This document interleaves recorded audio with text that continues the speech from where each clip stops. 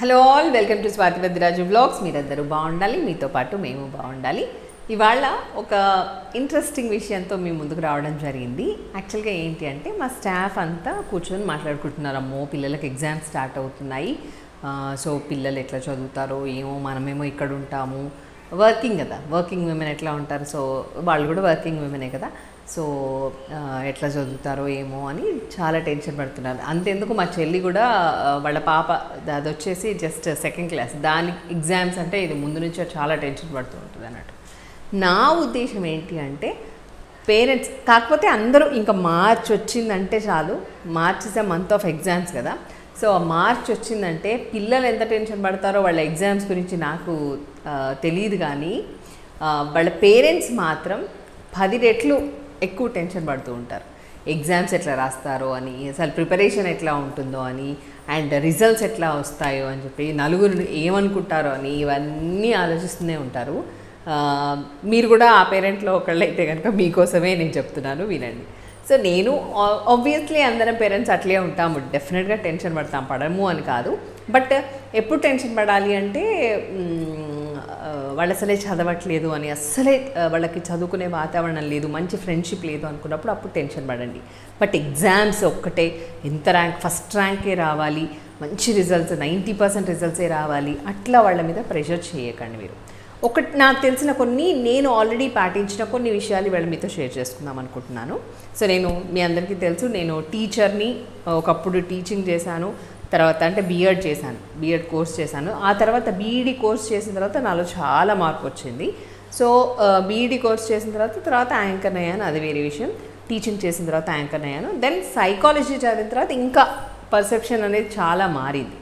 So ఖచ్చితంగా మార్కులు ఇన్ని రావాలి, 90% రావాలి, ర్యాంక్స్ రావాలి అన్నదైతే నేను ఆలోచించడం మానేశాను.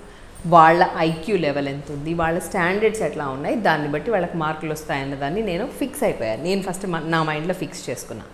ఇక నేను వాళ్ళ ఎగ్జామ్స్ టైంలో ఎట్లా చేసేదాన్ని అంటే, ఫస్ట్ మా పిల్లలిద్దరిని కూర్చోబెట్టుకొని టైం టేబుల్ సెట్ చేసుకోమని చెప్పేదాన్ని.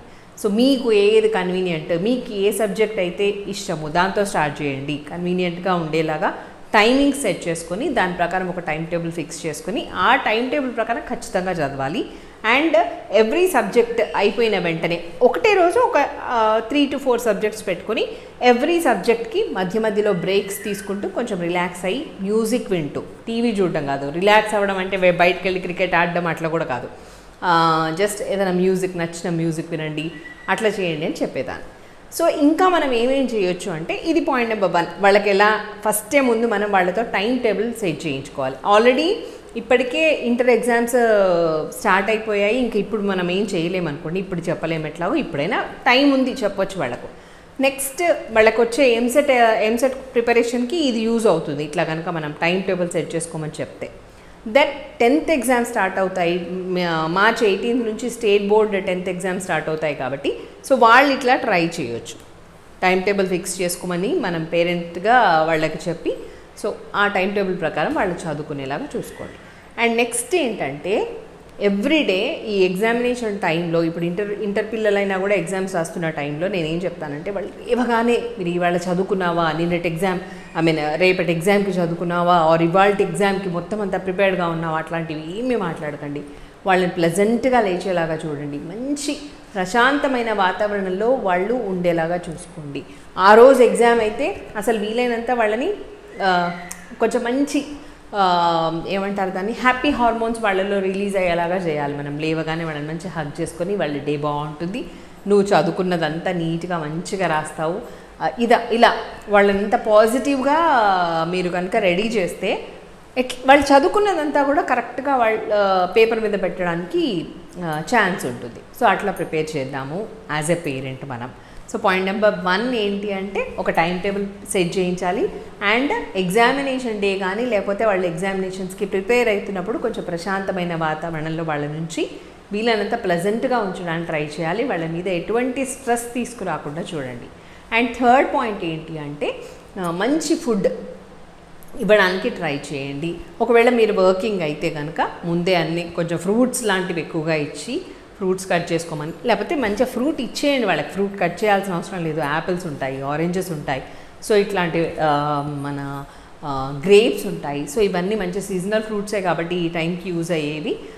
అవన్నీ వాళ్ళకి అందుబాటులో ఉండేలాగా పెట్టండి. వాటర్ బాటిల్ పెట్టండి. అస్తమానం ఊరికే లేచి కూర్చొని అట్లా చేయకుండా ఒకటే దగ్గర ఉండి చదువుకొని వాళ్ళకి కొంచెం రిలాక్స్ కావడానికి మాత్రమే బయటికి రావాలి తప్ప బుక్ పట్టుకోగానే వెంటనే దాహం అయిందని చెప్పి వెళ్ళడము అలాంటివి చేస్తుంటారు పిల్లలందరూ, మనకు తెలిసిందేది. సో అట్లా కాకుండా ఇలాంటి కొన్ని రెడీ చేసి పెట్టినా కూడా బాగానే ఉంటుంది. అండ్ ఏదైనా బాగా ఆయిలీ ఫుడ్ అట్లా కాకుండా కొంచెం మంచి హెల్దీ డైట్ కనుక వాళ్ళకి ఇస్తే, ఈజీ డైజెషన్ అయ్యేది మంచి ఫుడ్ వాళ్ళకి ఇస్తే కూడా బ్రెయిన్ షార్ప్గా పనిచేస్తుంది. సో దానివల్ల వాళ్ళు ఎక్కువగా స్ట్రెస్ అవ్వరు, రిలాక్స్డ్గా చదువుకోవడానికి ఛాన్స్ ఉంటుంది అండ్ రిలాక్స్డ్గా ఎగ్జామ్కి వెళ్ళడానికి కూడా ఛాన్స్ ఉంటుంది. అండ్ పెరుగు తినే అలవాటు ఉంటే ఎగ్జామ్కి వెళ్ళే ముందు చక్కగా పెరగన్నం పెట్టండి. పెరగన్నం తింటే నిద్ర వస్తుందని చాలామంది ఫీల్ అవుతూ ఉంటారు. అట్లాంటిది ఏమి ఉండదు, చల్లగా ఉంటుంది. ఈ సమ్మర్కి పర్ఫెక్ట్గా సెట్ అయ్యేది పెరగన్నమే. సో మంచిగా పెరగన్నం పెట్టి పంపించండి పొద్దున పూట వాళ్ళు ఎగ్జామ్కి వెళ్ళేటప్పుడు. అది చరితిగా ఉంటుంది పొట్టలో అండ్ ఎగ్జామ్ రాయడానికి కూడా మంచి యూజ్ అవుతుంది, మనకి హెల్ప్ అవుతుంది అదనమాట. సో ఫుడ్ విషయంలో జాగ్రత్త తీసుకోండి. ఫస్ట్ టైం టేబుల్, దెన్ ప్రశాంతమైన వాతావరణం వాళ్ళని లేపడానికి, అదంతా ఫుడ్ విషయంలో కూడా చాలా జాగ్రత్త తీసుకోండి. అండ్ స్లీప్, చాలామంది పిల్లలు ఏం చేస్తూ ఉంటారంటే నైట్ అవుట్ చేయడం కరెక్ట్ అనుకుంటారు. వన్ డే బ్యాటింగ్ అంటారు, విన్నారా మీరు ఎప్పుడైనా? సో ముందంతా చదువుకోరు, అదే తెల్లారితే ఎగ్జామ్ అనగా ఇవాళ పుస్తకాలు తీసి పేపర్స్ అన్ని పేజెస్ అన్నీ చూసుకుంటూ ఒకటే రోజు మొత్తం అంతా మెదడులోకి ఎక్కిద్దామని ట్రై చేస్తారు. అది which is very very very bad thing అనమాట. అసలు అట్లా చేయించకండి, ముందు నుంచి ప్రిపేర్ అయ్యేలాగా చూడండి. అసలు నిద్ర అనేది చాలా అవసరం. నేను నా పర్సనల్ ఎక్స్పీరియన్స్ చెప్తాను. యాక్చువల్గా డిఎస్సి టైంలో తెలుసు కదా, డిఎస్సి ఉంటుంది, టీచర్స్ గవర్నమెంట్ టీచర్ పోస్ట్ రావడం కోసం డిఎస్సి అనేది ఒకటి ఉంటుంది. సో ఆ ఎంట్రన్స్ రాసే టైంలో ఏమైందంటే నేను బాగా స్ట్రెస్ ఫీల్ అయ్యాను. మొత్తం నైట్ ఆల్మోస్ట్ 12:30-1 దాకా చదువుకుని మళ్ళీ 3 o'clock అంటే నాకు ఇంకా నిద్ర రావట్లేదు, తెల్లారి ఎగ్జామ్ ఎట్లా రాస్తాను అని చెప్పేసి 3 o'clock నుంచి మళ్ళీ మెలకు వచ్చి మళ్ళీ చదవడం స్టార్ట్ చేశాను. అది ఏమైందంటే నేను ఎగ్జామినేషన్ హాల్కి వెళ్ళగానే నాకు విపరీతమైన హెడేక్. అంటే నాకు వచ్చి నేను రాయలేకపోయా. మ్యాథ్స్ అంటే కొంచెం మనం ఏదైనా ఇంకా ఎగ్జామ్ టైంలో మ్యాథ్స్ అనే కాదు, నాది మ్యాథ్స్ సబ్జెక్ట్ కాబట్టి కొంచెం ఎక్కువ ఆలోచించాల్సి ఉంటుంది అన్నది ఉంటుంది కదా. సో కొన్ని నాకు వచ్చిన మ్యాథ్స్ ప్రాబ్లమ్స్ని కూడా సరిగ్గా చేయలేకపోయినా. That is just because of lack of sleep అనమాట. సో అందుకోసం మీరు అలాంటి తప్పులు చేయకండి. తప్పకుండా మంచిగా నిద్రపోయేలాగా మీ పిల్లల్ని మంచిగా నిద్రపోయేలాగా చేయండి. ఈవెన్ మీరైనా కూడా ఇంకా అసలే డిఎస్సి వస్తుందట. సో డిఎస్సి కోసం ప్రిపేర్ అయ్యే వాళ్ళైనా, ఏ కాంపిటేటివ్ ఎగ్జామ్స్కి ప్రిపేర్ అయ్యే వాళ్ళైనా ఇవన్నీ ఫాలో కండి. పిల్లల కోసమే కాదు, ఎగ్జామ్స్ రాసే ఎవరికైనా కూడా ఈ టిప్స్ అన్నీ కూడా మంచిగా యూజ్ అవుతాయి. సో నాకు తెలిసిన కొన్ని టిప్స్ నేను మీకు షేర్ చేసుకున్నాను. మేబీ ఇవన్నీ కూడా మీ అందరికీ తెలుసుకోవచ్చు, బట్ ఎందుకో చెప్పాలనిపించింది. సో అందుకోసం చెప్పాను. ఈ పాయింట్స్ అయితే చాలా అవసరం. ఫస్ట్ టైం టేబుల్ అయితే సెట్ చేసుకోవాలి, దెన్ ఫుడ్ మంచిగా తీసుకోవాలి, ప్రశాంతమైన వాతావరణం క్రియేట్ చేసుకోవాలి. Third point food, fourth point వచ్చేసి స్లీప్. Okay, sleep. ఇవన్నీ ఇంకా ఈ పాయింట్స్ అన్నీ కూడా డెఫినెట్గా మీరు కనుక గుర్తుపెట్టుకుని వీటిని ఫాలో అవుతే మంచి ఎగ్జామ్ అయితే మంచిగా రాస్తారు. సో మనం చేసే ప్రయత్నం కనుక మనం చేసిన తర్వాత మనం పర్ఫెక్ట్గా చేయాలి. మనం చేసే ప్రయత్నాలన్నీ పర్ఫెక్ట్గా చేసి ఆ తర్వాత దేవుడి మీద భారం వేస్తే డెఫినెట్గా మంచి రిజల్ట్సే వస్తాయి. సో ఇది నేను ఇవాళ మీతో షేర్ చేసుకోవాలి అనుకున్న మంచి విషయం. Thank you so much. Stay tune to Swathi Vaddiraju blogs. Stay healthy, stay wealthy.